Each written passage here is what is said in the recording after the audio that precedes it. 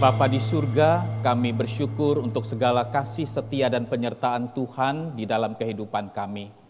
Kami bersyukur pada hari ini kami boleh memasuki Advent minggu yang kedua. Biarlah kiranya Tuhan yang mempersiapkan hati kami untuk kami dapat memaknai, merayakan Natal dengan sikap hati yang benar. Dan kami juga sadar bahwa kami sedang berada di dalam masa penantian akan kedatangan Tuhan Yesus yang kedua kali. Biarlah kiranya Tuhan menemukan dan mendapati kami sebagai hamba-hamba yang setia, yang berkenan di hadapan Tuhan. Pada saat ini ya Tuhan, kami ingin bersama-sama membaca dan merenungkan akan sebagian dari kebenaran firman-Mu. Biarlah kiranya Tuhan menjadikan hati kami boleh menjadi tanah yang baik ketika ditaburi oleh benih kebenaran firman-Mu. Dan mampukan kami dengan pertolongan Roh Kudus, bukan saja memahami, mengerti akan isi kebenaran firman-Mu, tetapi juga menghidupi, mempraktekkan, mengaplikasikan secara nyata kebenaran firman ini di dalam kehidupan kami sehari-hari. Bersabdalah ya Tuhan kepada kami, sebab kami umat-Mu siap untuk mendengar. Di dalam nama Tuhan Yesus Kristus, kami bersyukur dan berdoa. Amin. Jemaat dipersilakan duduk kembali. Salam Bapak Ibu, saudara-saudari yang dikasihi oleh Tuhan.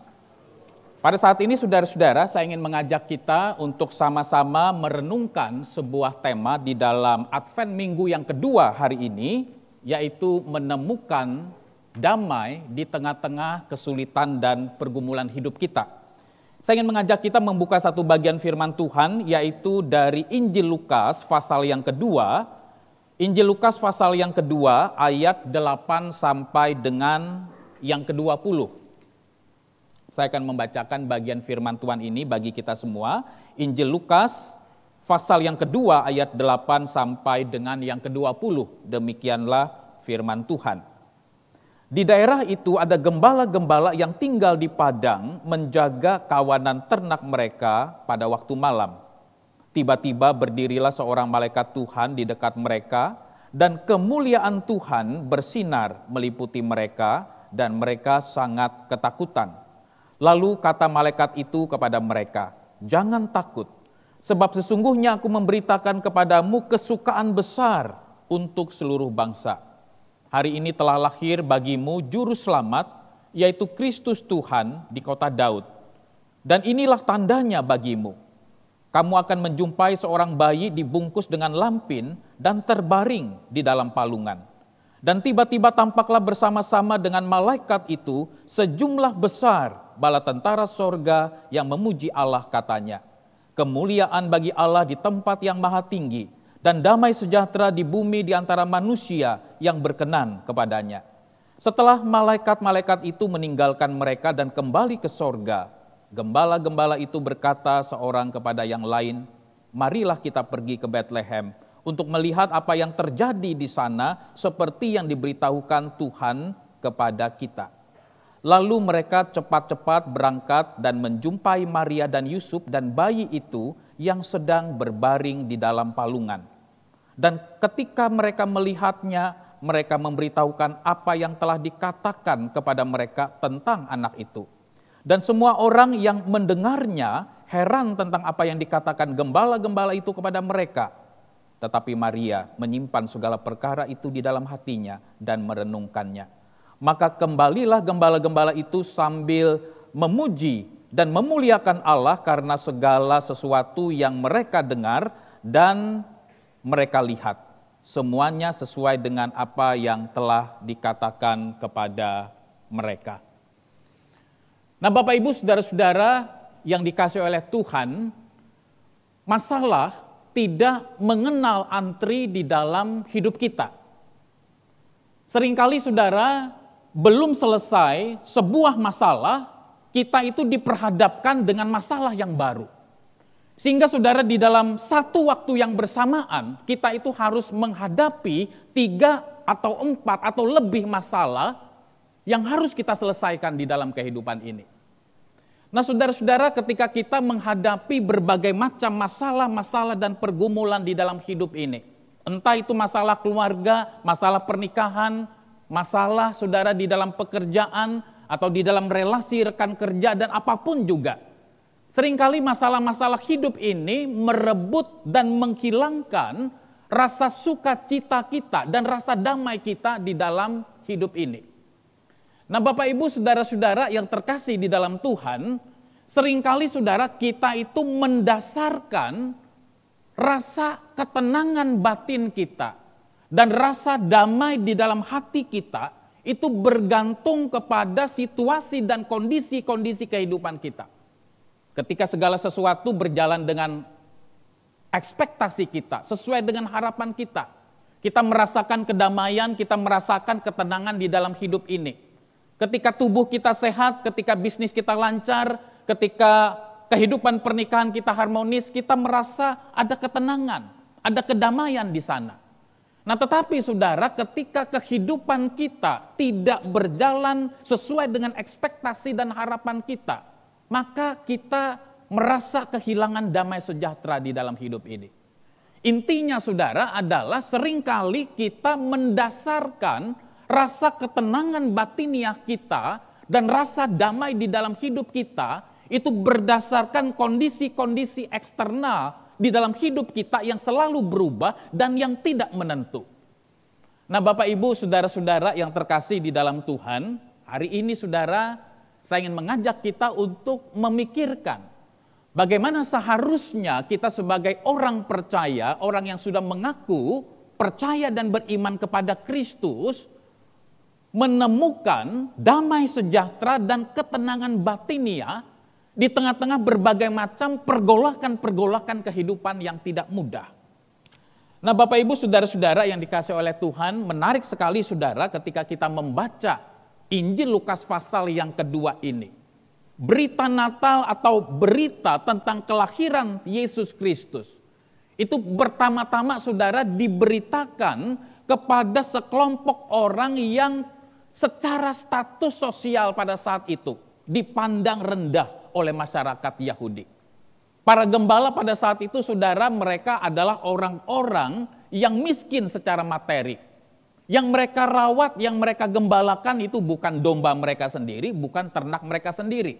Mereka adalah orang-orang upahan yang digaji pada saat itu, dan mereka itu memiliki status sosial yang sangat rendah dan nyaris diperlakukan seperti budak. Dianggap bukan seperti manusia, tapi dianggap diperlakukan seperti properti atau benda. Nah saudara-saudara, berita Natal inilah yang diberikan kepada mereka, orang-orang yang tersisih, orang-orang yang terasingkan, orang-orang yang dipandang sebelah mata oleh masyarakat Yahudi pada saat itu.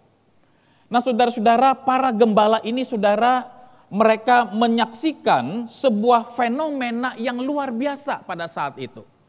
Yaitu mereka menyaksikan ada sejumlah besar bala tentara sorga yang memuji dan mengagungkan Allah dan berkata, kemuliaan bagi Allah di tempat yang maha tinggi dan damai sejahtera di bumi di antara manusia yang berkenan di hadapannya. Nah saudara-saudara yang terkasih di dalam Tuhan, muncul satu pertanyaan di dalam diri kita. Sebenarnya apa yang dimaksudkan di dalam ayat yang ke-14 ini, ketika bala tentara surgawi itu memuji dan mengagungkan Tuhan dan berkata, kemuliaan bagi Allah di tempat yang maha tinggi dan damai sejahtera di bumi di antara manusia yang berkenan di hadapannya. Saudara-saudara, kita sering kali saudara mendengar bahwa kedatangan Yesus ke dalam dunia ini, ke tengah dunia ini, membawa damai karena dia sesungguhnya adalah sang Raja Damai.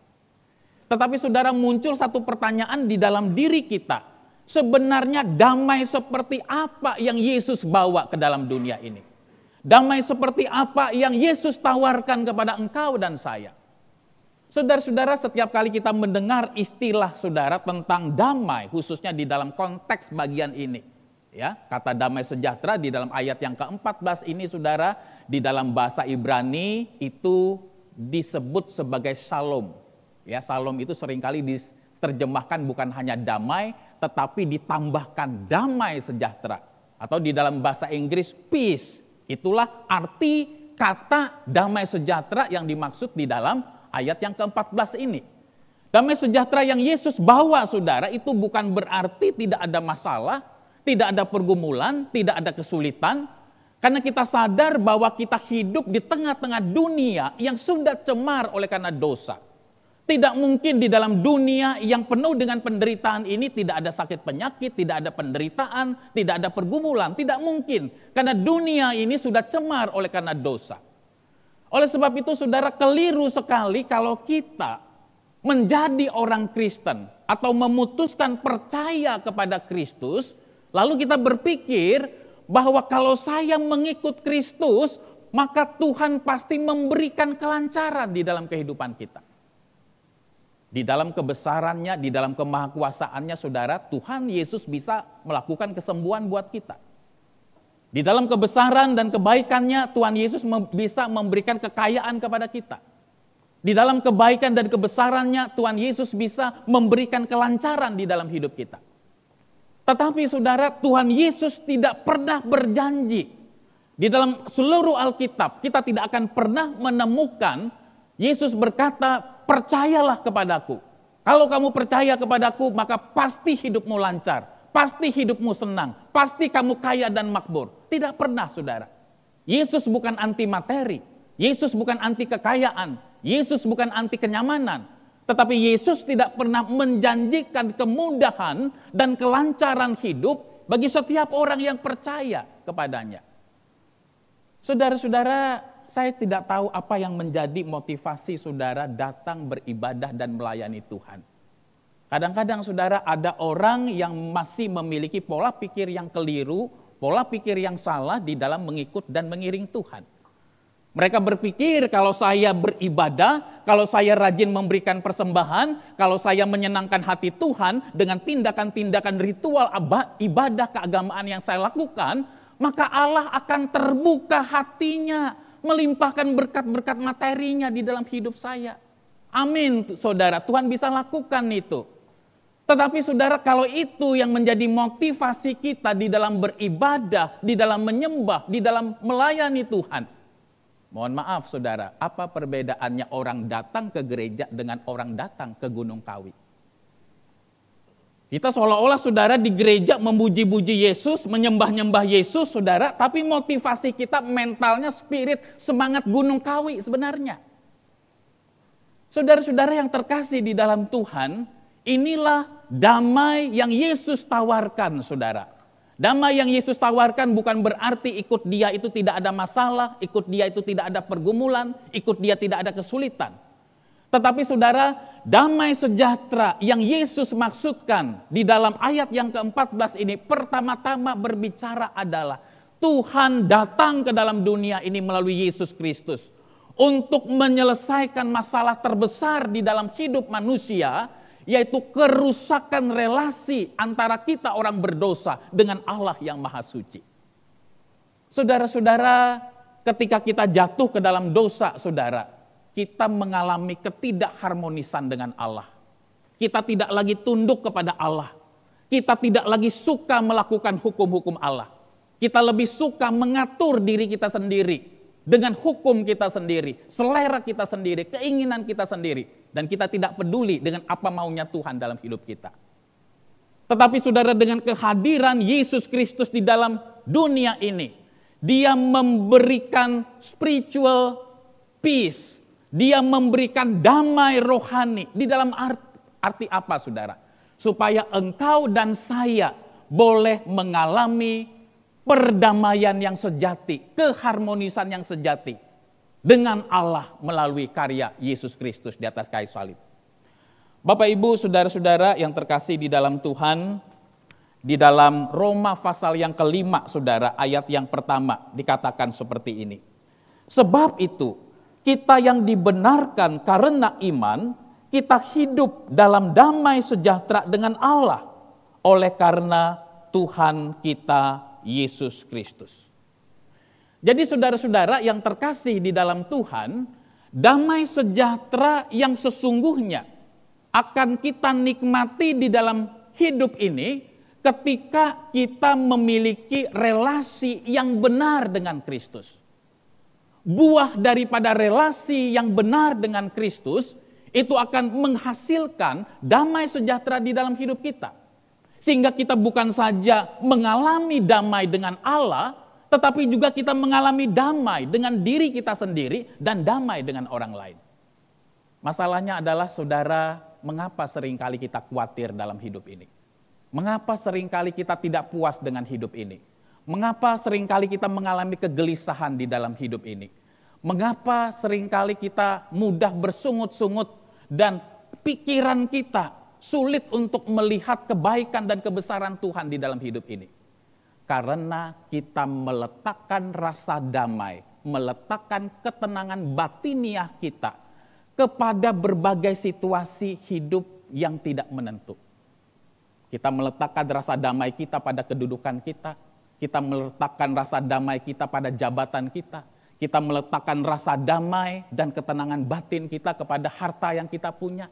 Kita meletakkan rasa damai dan ketenangan batin kita kepada penerimaan dan pengakuan orang. Kita meletakkan rasa damai dan ketenangan batin kita, saudara, kepada kondisi kesehatan kita. Sehingga saudara, ketika segala sesuatu itu berjalan dengan baik, kita tenang dan damai.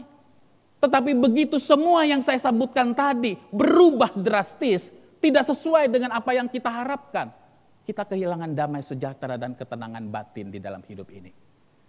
Saudara-saudara, firman Tuhan hari ini mengingatkan kepada kita tidak mungkin bisa memiliki ketenangan batiniah dan damai sejahtera yang sesungguhnya, yang terlepas dan terpisah dari Allah.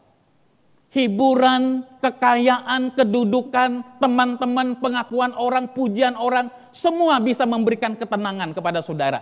Tetapi semuanya itu hanya bersifat semu dan sementara. Dunia akan berubah. Orang yang memuji saudara suatu saat bisa menghina saudara. Orang yang mengagungkan saudara suatu saat bisa mengkhianati saudara.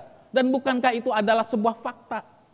Yesus Kristus sekalipun saudara, guru yang paling agung, yang paling mulia, dia dikhianati bukan oleh orang luar, tapi dikhianati oleh muridnya sendiri.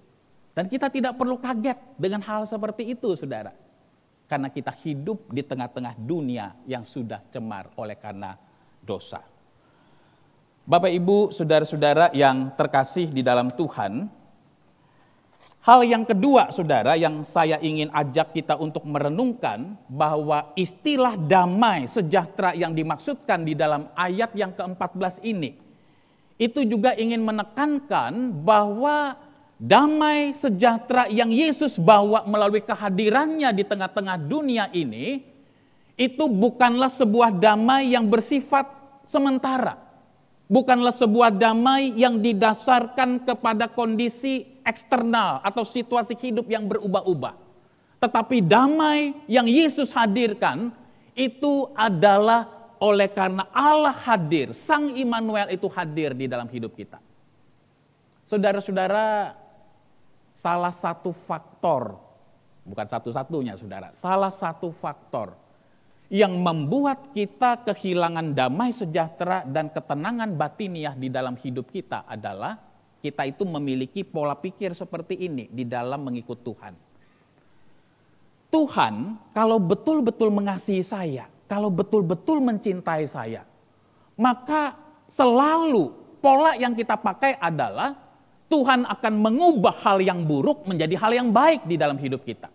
Kalau kita susah, maka Tuhan harus mengubah hidup saya menjadi senang. Baru saya memiliki ketenangan dan memiliki damai batiniah di dalam hati saya. Amin, saudara, Allah bisa lakukan itu. Allah bisa mengubah hidup yang susah menjadi hidup yang baik. Allah bisa mengubah yang sakit menjadi yang sembuh. Allah bisa menghasilkan sesuatu yang lebih baik secara eksternal di dalam hidup kita. Tetapi saudara, jangan pernah lupa jawaban Allah dan cara Allah bekerja di dalam hidup kita tidak boleh kita batasi atau kita bakukan hanya mengubah sesuatu yang buruk menjadi yang baik. Ada masa-masa saudara di dalam hidup ini Allah itu mengizinkan kita ketika menjalani sebuah masalah di dalam hidup ini, bukannya hidup kita tambah baik, bukannya masalah itu kelihatannya ada titik terang penyelesaian, bukan saudara. Ada masa-masa kita mengalami kesulitan-kesulitan yang tidak mudah. Mungkin ada orang-orang tertentu, saudara, dari kita yang sudah puluhan tahun menderita penyakit tertentu, saudara. Kita sudah berobat ke Singapura, kita sudah berobat ke berbagai negara, kita sudah second opinion dengan dokter-dokter yang terbaik yang mungkin kita anggap. Tetapi kondisi fisik kita bukannya tambah baik. Padahal kita sudah betul-betul berserah kepada Tuhan. Kita sudah berusaha untuk mengandalkan Tuhan. Tapi kondisi hidup kita, kondisi penyakit kita bukannya lebih baik, tapi lebih sulit, saudara. Saudara-saudara, pertolongan Allah tidak selalu mengubah hal yang buruk menjadi hal yang baik. Pertolongan Allah juga bisa, saudara, di dalam cara apa? Dia memberikan kekuatan kepada engkau dan saya. Di tengah-tengah kesulitan dan pergumulan, untuk kita dapat memikul pergumulan itu, dan kita tetap setia di hadapan Tuhan. Ada badai kehidupan kita alami, ada kesulitan yang kita alami, saudara, di dalam hidup ini. Tetapi hati kita tetap tenang. Hati kita tetap damai. Bukan oleh kehebatan dan kemampuan kita. Tetapi oleh karena kita memiliki relasi yang benar dengan Tuhan. Sekali lagi saudara, saya ingin menegaskan, damai sejahtera itu adalah hasil, itu adalah buah, itu adalah akibat dari kita memiliki relasi yang benar dengan Allah melalui Kristus. Ketika kita melekat kepada Allah, maka kita akan memiliki damai sejahtera dalam hidup ini. Tetapi jikalau kita melekatkan hati kita kepada segala sesuatu yang bersifat sementara, yang merupakan penunjang kehidupan ini, kita jadikan itu sumber damai sejahtera dalam hidup kita, maka kita akan terus-menerus mengalami ketidakpuasan, kekecewaan di dalam hidup ini. Bukan harta kita sumber damai sejahtera kita. Bukan jabatan kita sumber damai sejahtera kita. Bukan pengakuan dan penerimaan orang lain menjadi sumber damai sejahtera kita. Bukan kesehatan kita yang menjadi sumber damai sejahtera kita. Bukan situasi ekonomi yang menjadi sumber damai sejahtera kita. Tapi Alkitab mengatakan, Allah lah, Yesus Kristuslah sesungguhnya sumber damai sejahtera dan kepuasan hati, kepuasan hidup kita.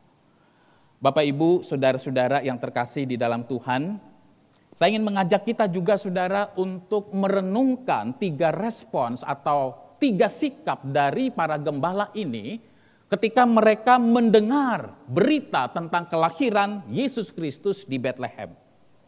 Yang pertama, saudara, di dalam ayat yang ke-15 dan ayat yang ke-16 dikatakan, ketika para gembala itu, saudara, mendengar berita tentang kelahiran juru selamat Mesias yang dinantikan oleh orang-orang Yahudi selama berabad-abad, saudara.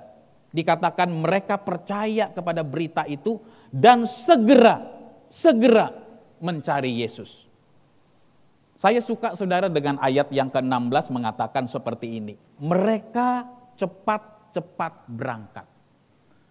Nah, dari pernyataan ini, saudara, mereka melihat, para gembala ini melihat bahwa berita kelahiran Yesus ini adalah sesuatu yang luar biasa. Bukan hal-hal yang biasa. Itulah sebabnya karena ini merupakan sebuah berita yang besar, kabar yang besar, saudara. Mereka memutuskan segera mencari Yesus ke Bethlehem, seperti yang diberitakan oleh para malaikat itu. Bapak, Ibu, saudara-saudara yang terkasih di dalam Tuhan, kita harus ingat, saudara, bahwa para gembala ini adalah orang-orang upahan, orang-orang yang miskin, orang-orang yang secara status sosial tersisihkan. Saudara, di dalam ayat ini, saudara, tidak ada catatan ya mengatakan seperti ini. Ketika para gembala itu mendengar berita, lalu saudara, mereka sadar bahwa mereka ini kan orang upahan. Lalu mereka datang kepada tuannya, Tuan, kami mendengar satu kabar yang luar biasa, bahwa Yesus Kristus telah lahir di Bethlehem. Kami minta izin dulu ya, meninggalkan tugas kami untuk merawat domba-domba ini. Kami mau pergi dulu melihat seperti apa yang diceritakan oleh para malaikat itu. Enggak ada, saudara. Mereka langsung berangkat, mereka langsung mencari Yesus. Sehingga, saudara, banyak penafsir mengatakan bahwa para gembala ini, mereka memang menyadari bahwa tugas merawat domba-domba itu adalah sesuatu yang penting, yang dipercayakan kepada mereka. Tetapi ada sesuatu yang lebih penting, ada sesuatu yang lebih besar dari tugas sehari-hari yang mereka kerjakan, yaitu berjumpa dengan Yesus Kristus. Dan mereka melakukan hal itu. Ketika mereka memutuskan untuk pergi mencari bayi Yesus, saudara, mereka itu memiliki resiko yang besar. Ketika mereka pulang, saudara, mungkin bisa jadi, saudara, ada domba-domba mereka yang hilang. Ada domba yang mungkin keliuran lari kemana, nggak tahu, saudara. Dan itu menjadi pertanggungjawaban mereka di hadapan tuan-tuan mereka. Ketika ada domba-domba yang hilang, ada domba-domba yang ngeluyur ke sana, saudara, karena tidak ada penjaganya, ditinggalkan oleh mereka, saudara. Mungkin tuan-tuan itu bukan hanya bisa memarahi, tetapi juga bisa menghukum, memecat daripada gembala-gembala ini. Tetapi para gembala ini tetap melakukan yang terbaik, yaitu mencari Yesus, rindu berjumpa dengan Yesus, dan ingin hidup mereka diubahkan melalui perjumpaan dengan Yesus. Bapak, Ibu, saudara-saudara yang terkasih di dalam Tuhan, melalui sikap yang pertama dari para gembala ini kita belajar satu hal. Mengikut Tuhan selalu melibatkan komitmen. Mengikut Tuhan harus ada harga yang dibayar. Saudara, kalau saudara ingin menjadi seorang mahasiswa, saudara harus punya komitmen. Ada harga yang harus saudara bayar. Mengikuti aturan-aturan universitas, perkuliahan, ujian sesuai dengan standar yang ada. Ada aturannya, ada komitmennya. Hidup ini perlu komitmen. Demikian juga saudara ketika kita mengikut Yesus, mengiring Yesus. Tuhan itu menginginkan kita itu punya komitmen di dalam hidup ini. Alkitab tidak pernah mengenal kekristenan tanpa komitmen. Alkitab tidak pernah mengenal kekristenan tanpa bayar harga.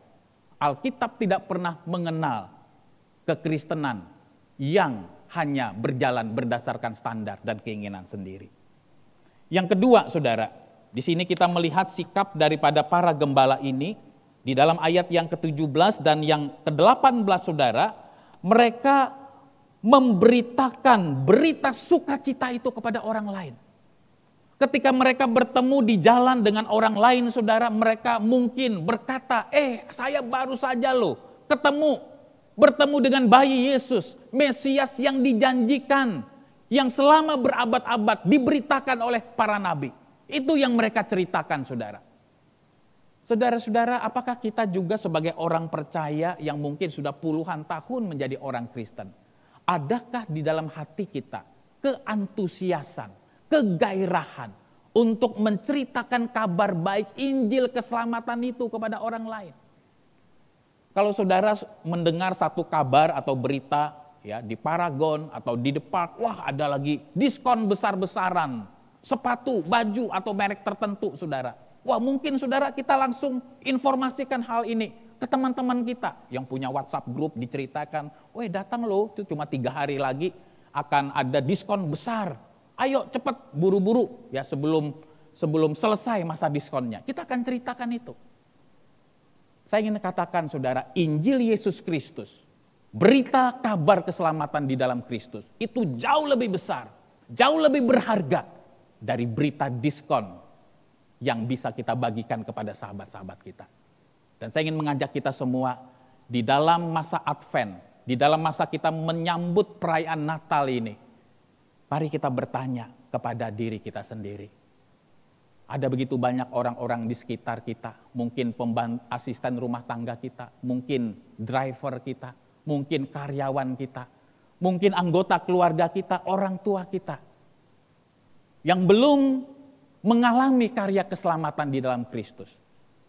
Mereka bekerja siang malam, mereka mencari segala sesuatu yang dibanggakan oleh dunia ini. Tetapi mereka tidak memiliki damai sejahtera yang sesungguhnya. Bapak, Ibu, saudara-saudara yang terkasih di dalam Tuhan, hal yang ketiga, saudara. Respons daripada para gembala berkaitan dengan berita kelahiran Yesus ini adalah Di dalam ayat yang ke-20 dikatakan mereka memuji dan memuliakan Allah atas segala sesuatu yang mereka dengar dan yang mereka lihat. Saudara-saudara, ketika para gembala ini, saudara, selesai bertemu dengan Yesus, hidup mereka secara materi tidak berubah, saudara. Ya, tidak dikatakan setelah mereka bertemu dengan Yesus, tahu-tahu hidup mereka berubah, bukan lagi menjadi gembala upahan, bukan. Mereka tetap miskin, mereka tetap secara status sosial dipandang rendah oleh masyarakat Yahudi pada saat itu. Secara materi, secara kehidupan luar, hidup mereka mungkin tidak berubah. Tetapi hati mereka berubah, jiwa mereka berubah karena mereka berjumpa secara pribadi dengan Yesus yang mengubahkan hidup mereka. Bapak, Ibu, saudara-saudara yang terkasih di dalam Tuhan, banyak orang yang bisa memuji dan memuliakan Tuhan ketika hidup ini lancar. Banyak orang yang bisa memuji dan memuliakan Tuhan ketika hidup ini berjalan sesuai dengan harapan. Banyak orang yang bisa memberi persepuluhan, persembahan kepada gereja ketika bisnis ini lancar. Ketika segala sesuatu berjalan sesuai dengan harapan. Tetapi berbahagialah engkau dan saya. Di tengah-tengah kesulitan, di tengah-tengah pergumulan, di tengah-tengah air mata, kita tetap bisa memuji dan memuliakan Tuhan. Saudara-saudara, inilah yang dilakukan oleh para gembala ini. Hati mereka bersyukur kepada Tuhan. Hati mereka memuji Tuhan. Mereka mengalami kesulitan, mereka mengalami pergumulan di dalam hidup ini. Tetapi mereka tetap melekatkan hati mereka kepada Allah. Saudara-saudara yang terkasih di dalam Tuhan, fokus kita, saudara, bukan pada pergumulan dan kesulitan hidup kita, tetapi pada Allah yang menganugerahkan keselamatan dan memberikan kekuatan kepada kita. Karena kita percaya Allah kita adalah Allah yang jauh lebih besar dari masalah kita. Saudara-saudara, ketika kita menghadapi masalah di dalam hidup ini, saudara, seringkali yang menjadi fokus dan perhatian kita, itu adalah besarnya masalah yang kita hadapi. Tetapi kita melupakan ada pribadi yang jauh lebih besar dari setiap pergumulan dan kesulitan hidup kita. Yaitu Allah yang mengasihi kita, Allah yang mencintai kita. Maka saudara, apapun masalah-masalah yang saudara hadapi pada saat ini. Mungkin saudara bergumul dengan masalah ekonomi. Bergumul dengan masalah relasi suami istri. Bergumul di dalam masalah pekerjaan. Bergumul dengan masalah dengan rekan kerja atau apapun juga. Mari kita berlutut, mari kita datang kepada Tuhan. Meminta Tuhan memberikan hikmat dan bijaksana kepada kita. Dan di tengah-tengah pergumulan dan kesulitan hidup ini, tetap ada kedamaian, tetap ada ketentraman batiniah di dalam hidup kita. Saudara-saudara, damai yang Yesus tawarkan bukanlah damai tanpa masalah. Damai yang Yesus tawarkan bukanlah damai tanpa pergumulan. Damai yang Yesus tawarkan, yang Yesus bawa, bukanlah damai tanpa kesulitan hidup. Tetapi damai yang membawa kita di tengah-tengah pergumulan, di tengah-tengah kesulitan, di tengah-tengah badai kehidupan ini. Hati kita tetap tenang, hati kita tetap melekat dan percaya kepada Tuhan.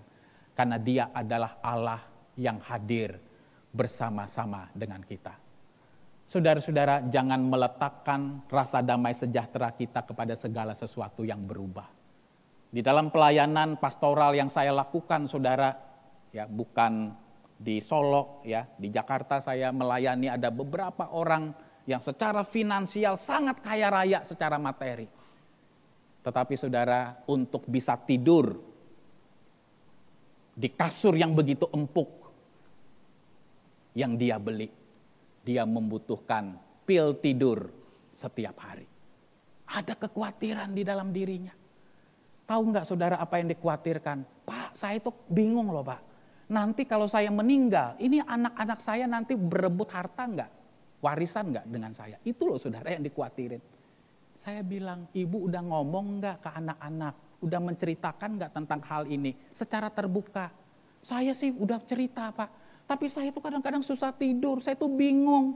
Kalau saya nanti meninggal, harta saya yang banyak ini nanti jadi bahan rebutan enggak? Jadi bahan pertikaian enggak buat anak-anak saya?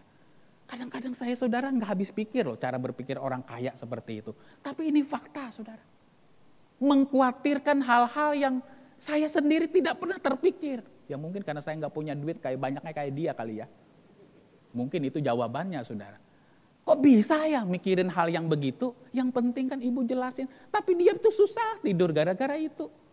Banyak kekhawatiran-kekhawatiran yang menurut saya ini ya sebagai rohaniwan tuh kadang-kadang nggak masuk akal. Tapi dikhawatirin gitu loh. Saudara-saudara, marilah kita melekat kepada Tuhan. Bukan harta kita, bukan jabatan kita, bukan kesehatan kita, bukan suami kita, bukan keluarga kita, sumber damai sejahtera kita.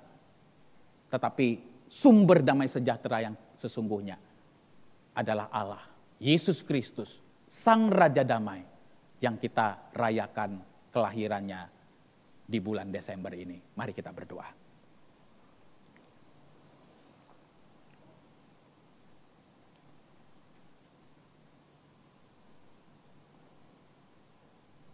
Bapa di surga, kami harus mengakui ya Tuhan, ada masa-masa tertentu di dalam hidup ini, kami lelah secara emosional. Kami khawatir, kami cemas, hati kami galau, pikiran kami tidak tenang,